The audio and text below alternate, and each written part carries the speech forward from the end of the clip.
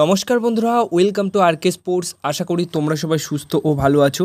তো আজকের এই ভিডিওতে কিছু ইম্পর্টেন্ট আপডেটস রয়েছে যেগুলো এক এক করে এই ভিডিওতে শেয়ার করব। তো প্রথম যে খবরটা শেয়ার করব সেটা হচ্ছে এএফসি তাদের যে ক্লাব কম্পিটিশন রয়েছে সেটার জন্য কিন্তু নতুন করে লোগো ঘোষণা করে দিয়েছে। তো মোট 4টি লিগ কিন্তু এবার হতে চলেছে এএফসির আন্ডারে। সেখানে ফার্স্ট ইয়ার লিগ যেটা হতে চলেছে সেটা হচ্ছে এএফসি চ্যাম্পিয়ন্স লিগ এলিট, যেটা মেন লিগ। তারপরে সেকেন্ড টায়ার লিগ হতে চলেছে যেটা এএফসি চ্যাম্পিয়ন্স লিগ 2, যেখানে মোহনবাগান দল সরাসরি খেলবে এবং যদি কোয়ালিফাই করতে পারে তাহলে ইস্ট বেঙ্গলও এই এএফসি চ্যাম্পিয়ন্স লিগ 2 খেলবে। তারপর থার্ড টায়ার লিগ যেটা রয়েছে সেটা হচ্ছে এএফসি চ্যালেঞ্জ লিগ। এরপরে 4 নম্বর যে কম্পিটিশনটা রয়েছে তাদের আন্ডারে সেটা হচ্ছে এএফসি উমেন্স চ্যাম্পিয়ন্স লিগ।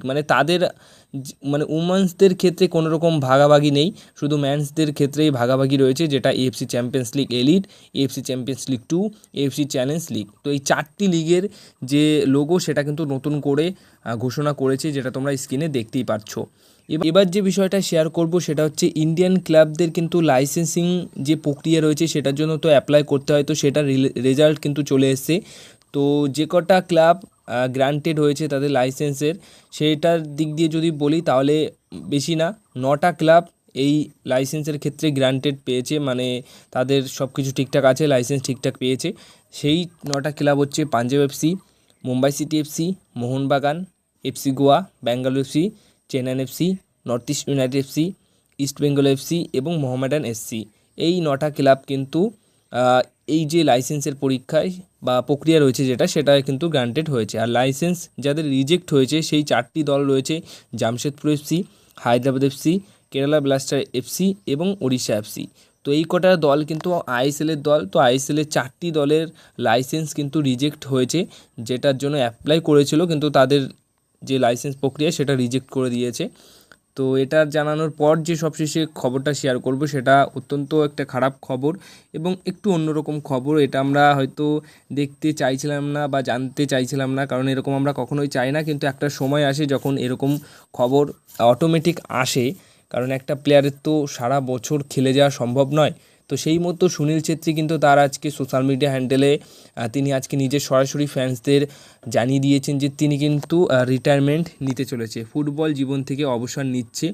আগামী 6ই জুন কলকাতায় কুয়েতের এগেনস্টে যে ম্যাচটা হবে সেই ম্যাচে ইন্ডিয়ান টিমের হয়ে শেষ ম্যাচ খেলতে চলেছেন। আন্তর্জাতিক ফুটবল থেকে অবসর নিতে চলেছে সুনীল ছেত্রী।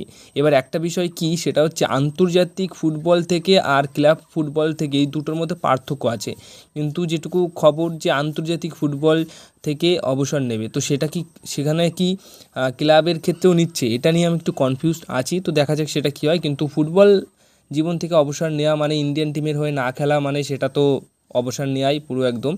তো এটা খুবই একটা খারাপ খবর, কিন্তু একটা সময় আসে যখন যে কোনো প্লেয়ারকে এরকম সিদ্ধান্ত নিতেই হয়, যখন তার শরীর ফিটনেসে আর পেরে ওঠে না তখন এরকম আর কি সিদ্ধান্ত নিতে হয়।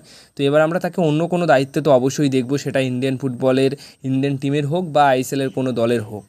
হয়তো ব্যাঙ্গালোর এফসি দলের টেকনিক্যাল ডিরেক্টরের দায়িত্বে থাকতে পারেন, এরকমও শুনতে পেরেছি বা জানতে পেরেছি। তো 6ই জুন তার শেষ ম্যাচ আমরা দেখতে চলেছি কলকাতার জুহরতি ক্রীড়াঙ্গনে, এবং তার যখন এই যে ভিডিওটা তিনি যখন আপলোড করে তারপর থেকে কিন্তু অনেকেই তাকে শুভেচ্ছা বার্তা দিয়েছে তার পরবর্তী লাইফের জন্য। সেখানে অবশ্যই বিশেষ করে ফিফা কিন্তু তাকে বিশেষভাবে একটা শুভেচ্ছা বার্তা দিয়েছে তার এই ফুটবল লাইফ থেকে অবসর নেওয়ার জন্য। কারণ আমরা দেখেছি এমন একটা পোস্ট করেছে যেখানে রিটায়ারিং অ্যাজ এ লেজেন্ড, যেখানে হয়তো 1, 2 তারপর 3 নম্বরে রয়েছে সুনীল ছেত্রী, যেখানে 3 নম্বরে থাকা সুনীল ছেত্রী 6 জুন অবসর নিচ্ছে। তারপর মেসি, রোনাল্ডো এরাও হয়তো কোনো একদিন নিয়ে নেবে খুব তাড়াতাড়ি। তো 3 জন লেজেন্ড কিন্তু অবসর নিচ্ছে। এছাড়া বন্ধুরা আর একটা বিষয় শেয়ার করতে চাই, সুনীল ছেত্রী কিন্তু এমনও একটা সময় কথা উঠেছিল যে মোহনবাগানের হয়ে তিনি শেষ ম্যাচ খেলে অবসর নিতে চান। তো যেহেতু তোমাদেরকে প্রথমেই বললাম যে একটা কনফিউজ রয়েছে যে আন্তর্জাতিক ফুটবল আর ক্লাব ফুটবল এই দুটোর মধ্যে তো পার্থক্য আছে। আমরা দেখেছি যেরকম ক্রিকেটার আন্তর্জাতিক ক্রিকেট থেকে অবসর নেয় কিন্তু ক্লাব ক্রিকেটে খেলে, তো তেমনই কি তাহলে সুনীল ছেত্রী তেমন আন্তর্জাতিক ফুটবল খেলছে না কিন্তু ক্লাব ফুটবলে খেলবে, এমনও হতেই পারে। তো ক্লাব ফুটবলে যদি খেলে তাহলে মোহনবাগান দলের হয়ে শেষ ম্যাচ খেলে তারপর ক্লাব ফুটবল থেকে অবসর নেয়, এরকম যদি হয়ে থাকে তাহলে সেটা একটা খুব ভালো হবে, কারণ মোহনবাগান দলের হয়ে তার অনেক স্মৃতি রয়েছে। সেখানে যদি মোহনবাগান দলের হয়ে শেষ ম্যাচ খেললে অবসর নিতে চান ক্লাব ফুটবল থেকে, এরকম একটা ইচ্ছা তার রয়েছে, সেটা যদি হয় তাহলে কিন্তু মন্দ হবে না। অবশ্যই তাকে সেই সুযোগটা দেওয়া উচিত। তো সেটা তো না হওয়ার সম্ভাবনা বেশি রয়েছে, বাট হলে কিন্তু মন্দ হয় না। আমরা তাকে তাহলে মোহনবাগান দলের জার্সিতে শেষ ম্যাচেও দেখতে পারি বা দেখার একটা সুযোগ পাবো।